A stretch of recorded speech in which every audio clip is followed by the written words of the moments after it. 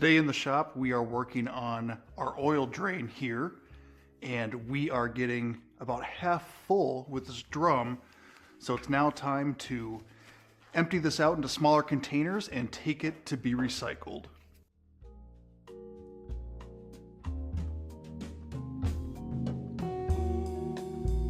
First thing we're going to do is get this ready to empty the oil out. So we'll take any old filters or rags off the top there. These, you might kind of be asking yourself what these are for in this bigger pan. So this is the oil drain as it comes out of the box. It's kind of a small target to hit when draining your oil. So I believe this is actually just a Lyle transmission catch pan. And then there are special materials that you can use. So basically when oil drains out, it doesn't splash everywhere. And this is actually, I think, for just an aquarium that I cut up. So there's some special ones out there that you can get, but this just helps alleviate any splash or mess. Here's that transmission drain pan part number. Looks like I did not go with a Lyle one. Okay, and this is just a Harbor Freight 20-gallon oil drum. We're gonna do this in a way that prevents some of those crazy videos that you guys may have seen, where when somebody takes air into the system and they go to drain the oil out, it geysers. So we're gonna go through the process of preventing that and doing this as clean as we possibly can. So the first step is we're actually gonna turn on our air compressor, because we're gonna need air to basically replace the volume of oil within this drum.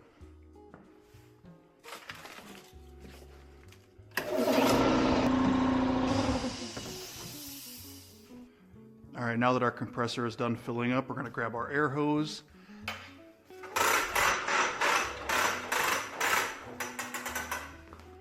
And go ahead and disconnect any attachments we have. Now what we're gonna do is we're gonna grab some spare or near empty oil jugs and consolidate them down so that we have a couple containers to fill with this waste oil. So we're gonna shop on the shelf a little bit, grab a few containers of 016 for the Toyotas that can all kind of get mixed together. Let's see what else we have. Another 016, a near empty 520, some 520 we can add to.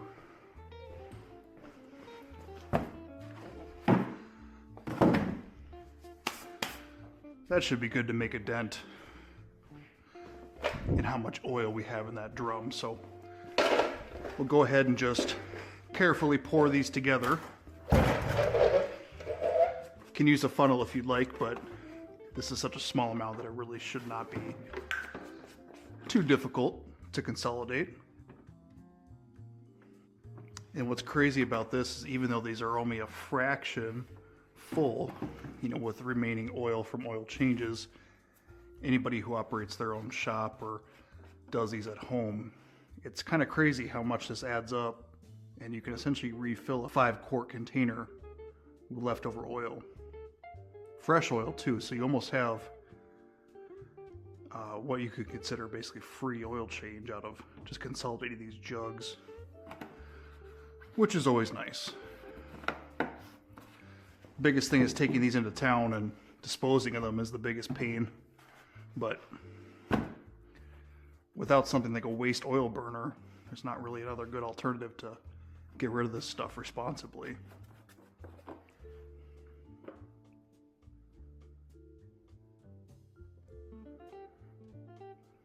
Okay. So go ahead and just take the caps off of each of these for now. This one is a good bottle that we do not want to put waste oil in. This one as well. So just so we don't mix those up, we'll put those to the side. Line these up.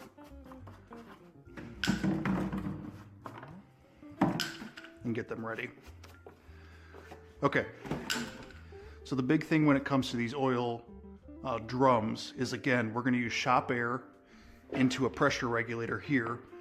And the way that you can think about this, if you haven't seen these before, haven't personally used one, is we're going to take shop air and push it into the drum itself. So as the air goes in, it's going to force the oil out. So it's basically the air is going to replace where the oil is sitting and kind of push it up and out.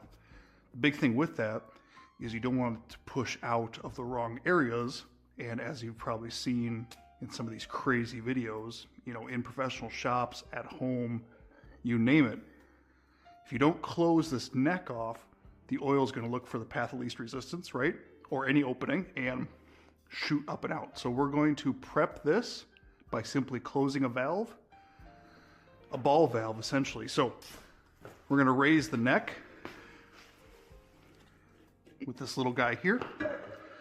And you need to raise it high enough to where you can actually close this ball valve off. So I'm kind of wiggling it.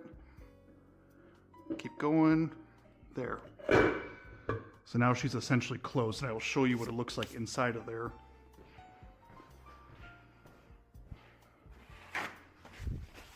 See if I can get you guys a good shot.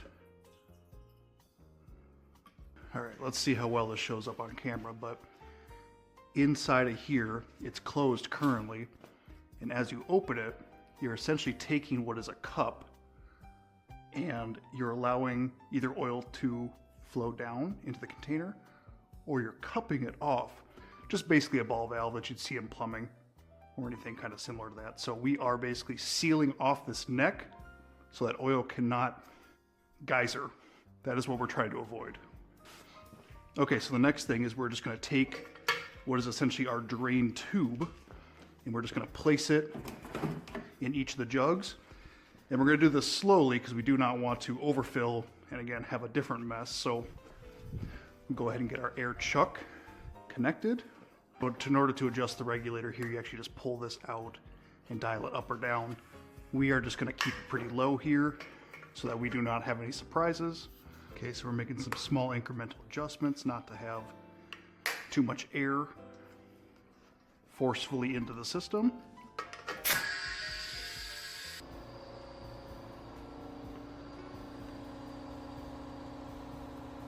And now that right there is exactly what we do not want to have happen. We want to have a better way of being able to control the amount of air inside this drum and quickly bleed or purge it off so that we can slow the rate of oil coming out of the unit kind of in a quicker turn time than allowing it to naturally bleed out of the regulator.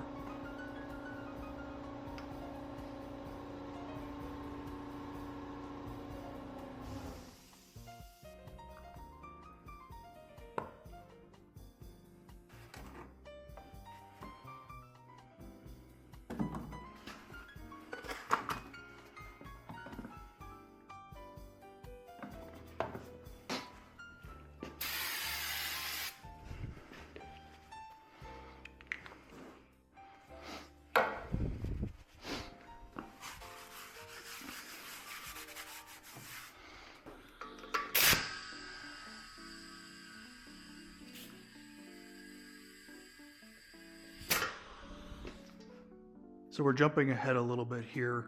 Seems I had some issues with the footage, so I'm kind of recapping for us what we've learned and what I've kind of seen from using this unit kind of for the first time, or at least purging the oil out of this specific unit. I think what I'm learning mostly from a design perspective with how these two components line up is they kind of conflict with each other. And maybe this isn't news to most of you here, but when you close this ball valve, it's then quite difficult to get a quick connect like chuck on here without interfering with the ball valve itself. And I really do not want to risk moving this even a little bit to give it a better shot, because then you're asking for oil in your face. So the regulator itself can be turned. We'll see if that shows up a couple times in the clips here where I turn it and pull the hose around to get a better shot. It does still seal. There's Teflon tape, and we just got to be careful with that. I don't like that much either.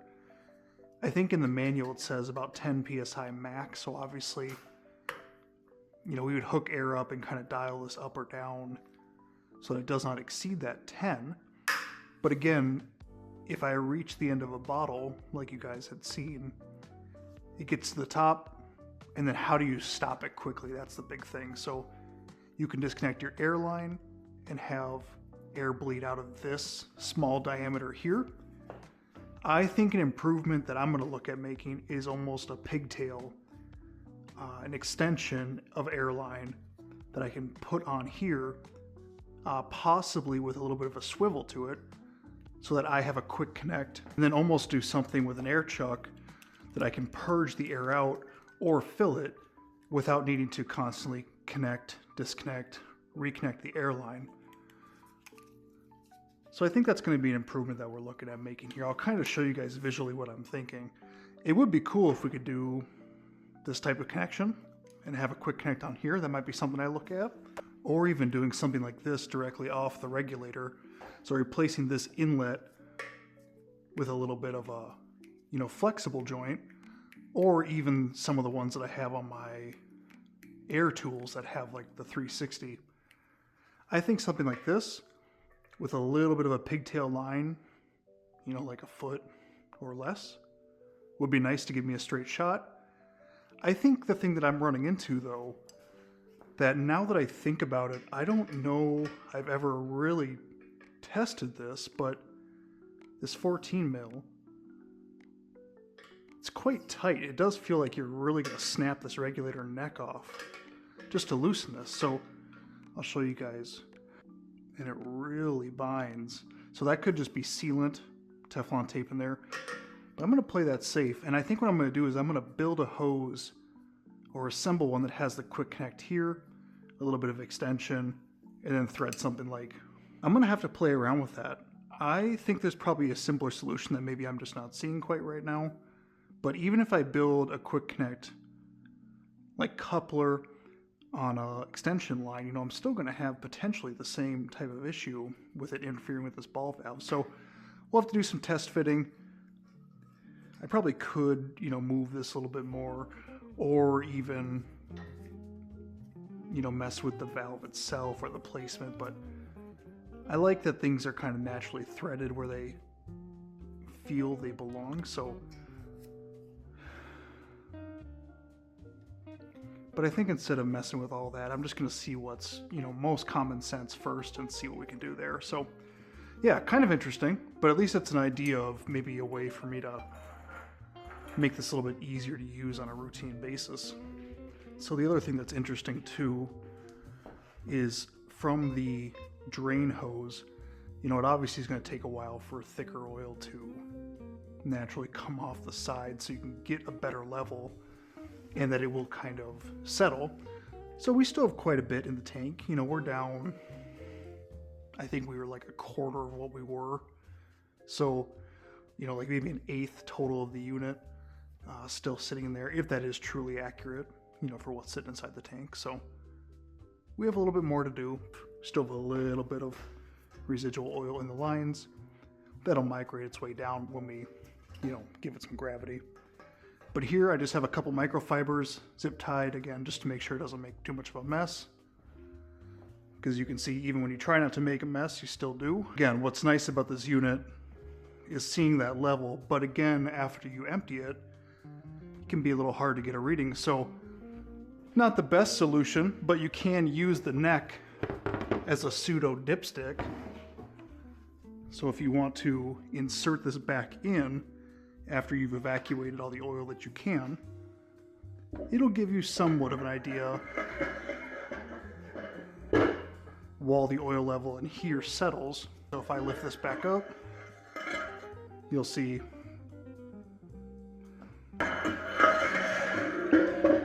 let's clean that mess up.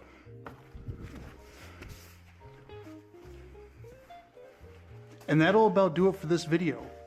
I hope this was helpful to anybody who is considering buying this specific unit, you know, again, from Harbor Freight. If you have any questions for me on, you know, kind of assembly, I think assembly is pretty darn easy. A little bit of thread tape, putting those parts on. If you're curious about more of these, definitely a lifesaver, again, so you don't have a small target to try to hit,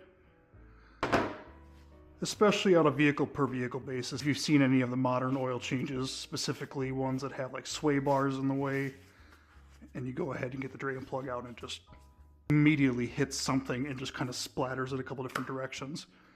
You know, it's nice to have a little bit of margin for error to kind of catch those things. And again, some aquarium padding for kind of anti-splash, it's always nice. And yeah, I think the big thing too, as you raise it up, you obviously have this lock for the neck. One thing I didn't really show too much in this video is you can service it just like this. You don't have to take the neck all the way out. You just have to get it past the point where you can close the ball valve. So that's kind of nice. And this height is plenty high for any kind of vehicle that I do. Another thing you might be curious on is the little brother version of this that has the longer neck but the smaller capacity. Honestly, we got this to be, what, close to half full? And I would say that was quite a few number of oil changes, specifically a bunch of RAV4s, modern Ford Fusions. I think the F-150 probably had a dump in there at one point, so that's, what, 5 quarts-ish per vehicle. The truck's like 7.7. That Fusion, I think, is like close to 6, if not 6 itself. So this thing did take quite, 20 gallons is quite a bit to fill up over time. So you don't have to worry about emptying or evacuating this after every use or every 2 or 3 uses. Again, I think I got to about half with maybe close to 5 to 7 dumps of like 5 quarts at a time on average. So pretty good. And I would say that's probably a big consideration versus the littler guy, is just how often you'd have to empty that one and the method in which you'd have to empty that one. Because again, this having the shop air supply to help force the oil out, I don't believe those littler ones have the same convenience. So yeah, again, that about wraps it up.